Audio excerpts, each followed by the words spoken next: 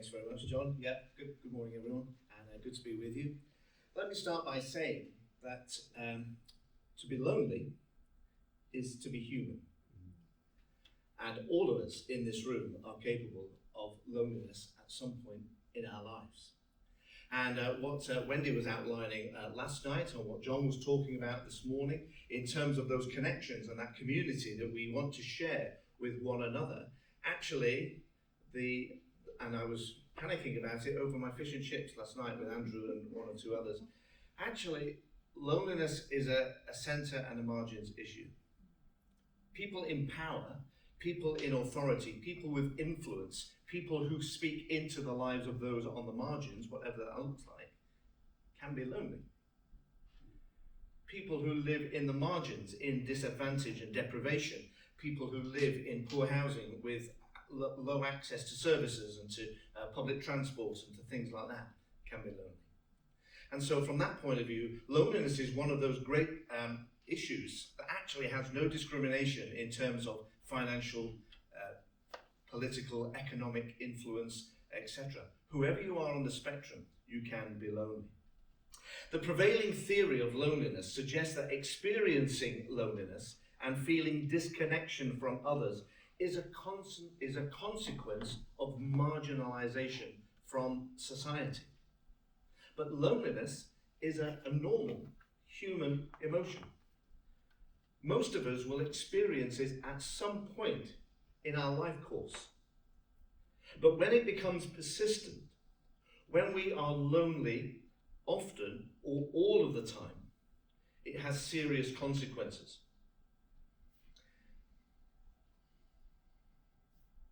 The experience of loneliness is unequal. People who experience discrimination or disadvantage are at a greater risk of persistent loneliness. Our data supports this in the Salvation Army context, and I'll come on to that in a few moments. And how loneliness is heightened among members of marginalised groups, many of whom we support in our cause and our centres in local settings. Loneliness has a negative and a wide range of impacts upon individuals and societies.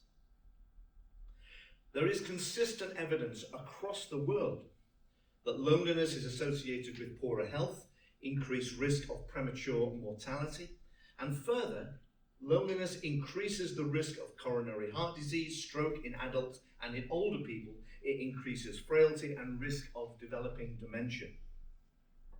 And so therefore, evidence for a wide range of health effects has led to growing calls for loneliness to be regarded as a public health priority.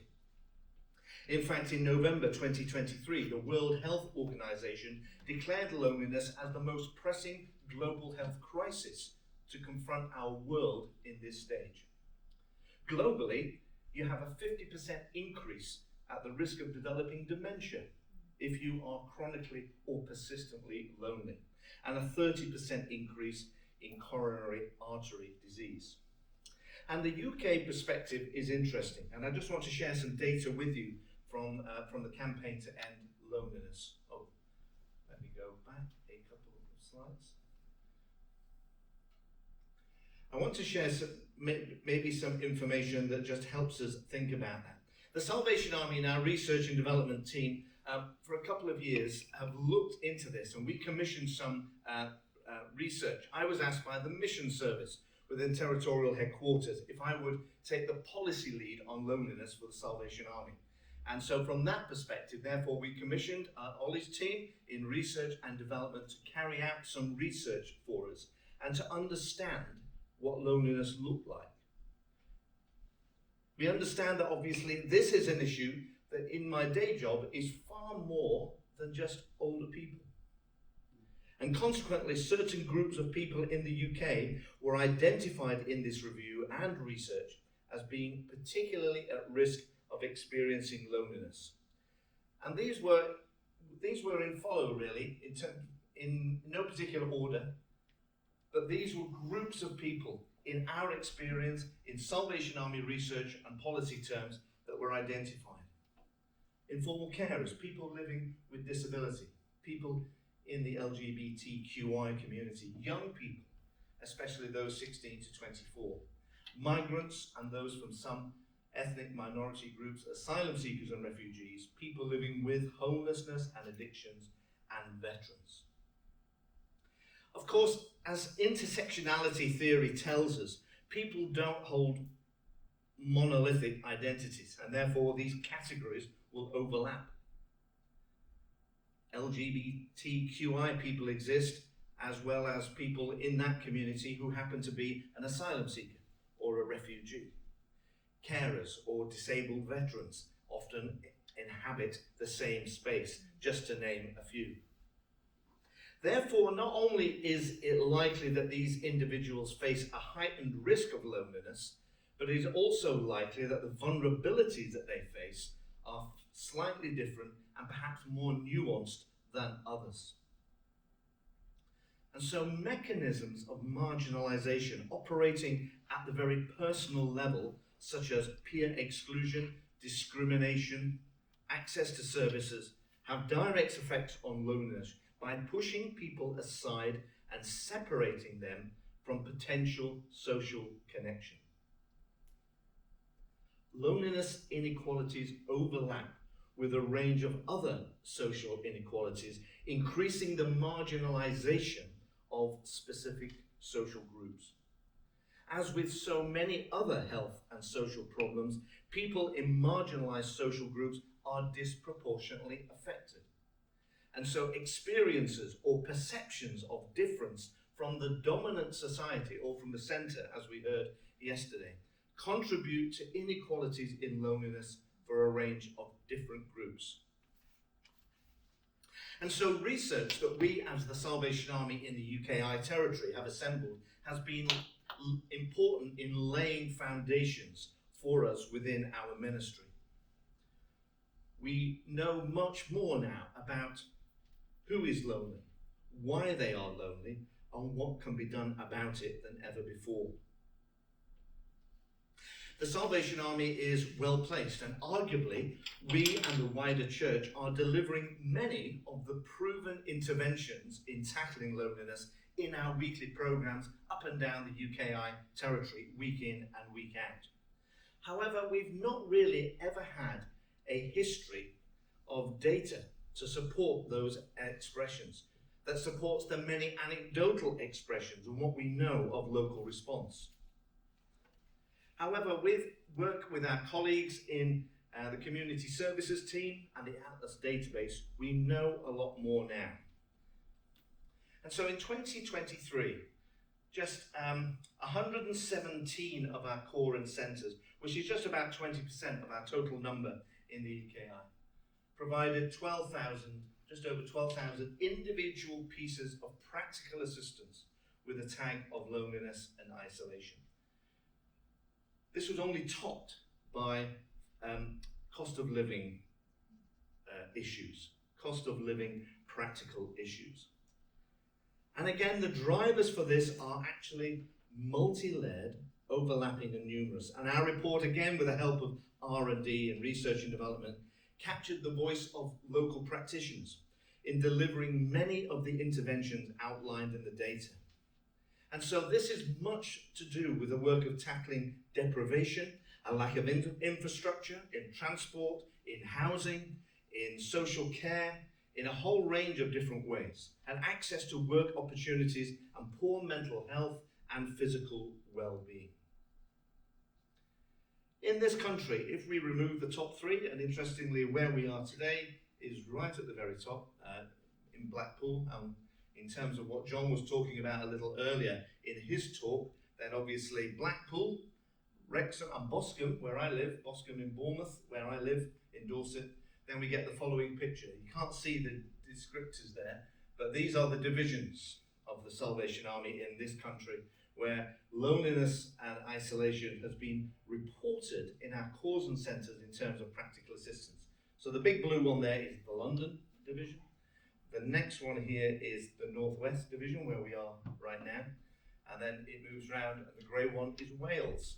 And so obviously, interestingly, we've got the Northwest, we've got Bournemouth, where I live, Boscombe, but we've got London, which you would imagine in lots of different ways, lots of loneliness in our capital city in lots of different ways, and why that is very interesting. We need to dig down a little deeper and understand that. And then, of course, Wales as well, with many of its heartlands and many of its former mining villages, many pockets of deprivation and disadvantage in that country.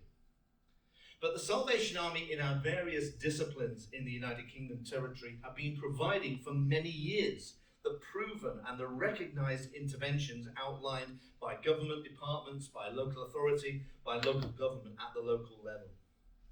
I would suggest, however, our history hasn't been that we've always joined the dots of that. And that, to recognise that in itself, actually, is a profound intervention in tackling loneliness and isolation. And so from our formal contracted services and things like HSU in homelessness services, in older people services where I represent, in anti-trafficking and modern slavery, through to our work at the local setting with children and youth, families that we were just hearing about from Andrea, community services, family tracing, music services, through to our work with refugees and asylum seekers and older people. Actually, this territory, the Salvation Army, has a compelling story to tell of community, connection, and friendship. And recognizing the impact of social isolation and loneliness on the physical, on the mental health, the social health of people of all ages at our local core and contracted services can potentially offer integrated opportunities. Loneliness actually is the stream or the river or the thread, whatever we like to call it, and working out whether to call it a river, a stream, or a golden thread. Loneliness actually runs through every department in THQ, may I say every department in IHQ, through the work of the ISJC, through every core, through every presence that we have in our communities. Loneliness has its reach and its touch within there. And so our new No One Alone project, driven by the UK Mission Service, and our new findings on this topic are, in my view, a new call to arms to address one of the most profound public health and pastoral challenges in the coming generation.